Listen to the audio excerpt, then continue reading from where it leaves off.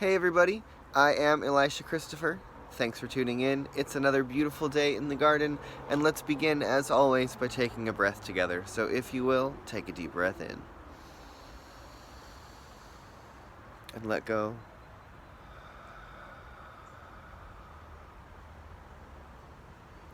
And so today, I just want to remind you to be kind to yourself. I think that one incredibly important practice that we all need to check in with on a regular basis is, how are you treating the person that you spend the most time with? And that person, I mean, is you. I know for myself and many people that I talk to, we all have a little voice in our head who might be kind of a bully, or someone who kind of picks on us, or is very judgmental, or holds things against us.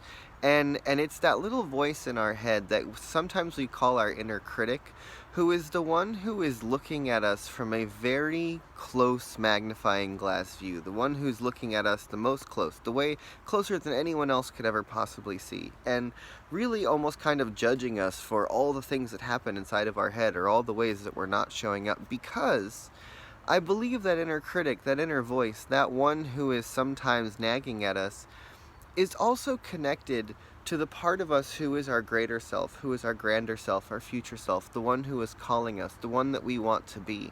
And oftentimes I think that our higher self, our inner being, our greater knowing, oftentimes sees the gap between where we are and where we want to be, and knows our potential so intimately and so much more than anyone else does, that oftentimes I think that voice starts to build up, because we know inside truly who we can be. And for so many of us, we don't actually live all the way up to that full potential. And I think that sometimes it's because we allow that negative voice, that little worm in our head, to really crawl around and get in there and infect our thinking. And I really believe that anything we practice in any one area of our life, if we practice it enough, it kind of bleeds out into the rest of our life. And that's also true of our unconscious patterns and behaviors. And so if we're allowing this sort of judgmental voice to crawl around inside of our head about ourselves, that way of thinking then starts to crawl out, and sometimes we then start to see other people or the world through sort of a judgmental or negative lens.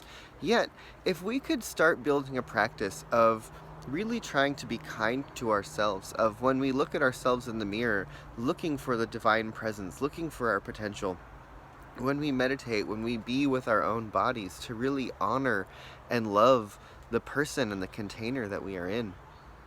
And if we begin to practice kindness towards ourselves first, as a daily practice of saying, you know what, I need to be the kindest person in my life to me. And if I begin to practice kindness towards myself, I begin to cultivate kindness within myself.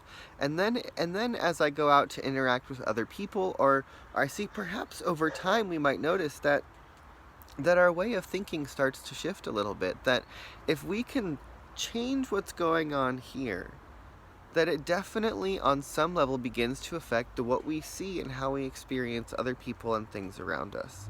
And the Dalai Lama says, his religion is kindness. And one of my teachers always told me, you can say anything you need to say to anyone, as long as you do it with kindness and respect.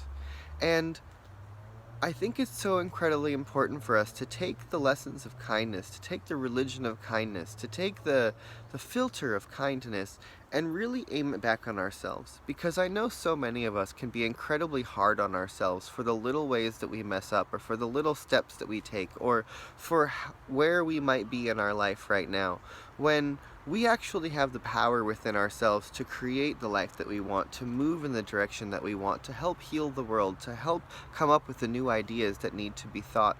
But we have to start with ourselves in a way where we develop a self who is not only kind to ourselves, but actually in love with ourselves, so that loving self relationship can then be something that is cultivated, that we begin to then create in the world around us and share with other people. But we have to truly be gentle with ourselves and recognize that we are on a magnificent journey, and that each one of us has spent 13.5 billion years working on ourself, working on becoming these individuals, these people at this time, right now. that the one life itself, that evolution itself, has been coursing through all of existence to become you and I in this moment. And it's taken a lot of work to get wherever we might be right now. And there's a reason for all of it. And wherever you are, wherever I am, wherever we are collectively in this moment, I really do believe that it's all been building up for this. And that this moment, the now moment, is always the opportunity for turning point. That the turning point is always available to us, but we have to start somewhere and we have to start small. And I want to invite us today to really start by practicing kindness towards ourselves and cultivating that essence of kindness and respect as we then move outward into our communications with others, so that we can really begin to open our hearts and open our minds and be gentle enough with ourselves and gentle enough with those around us, so that we can begin to move with more grace in the world and start to move into an existence that actually feels more in alignment with the truth of who we know we are in our hearts, that allows the flow and the ease and the prosperity to come through in a way that perhaps many of us haven't been able to experience before. And so let us begin by cultivating and practicing kindness. Thanks for listening. If you're appreciating what you're hearing, as always, please subscribe to my channel or share this with a friend, someone who you think might be able to hear it. I'll see you tomorrow.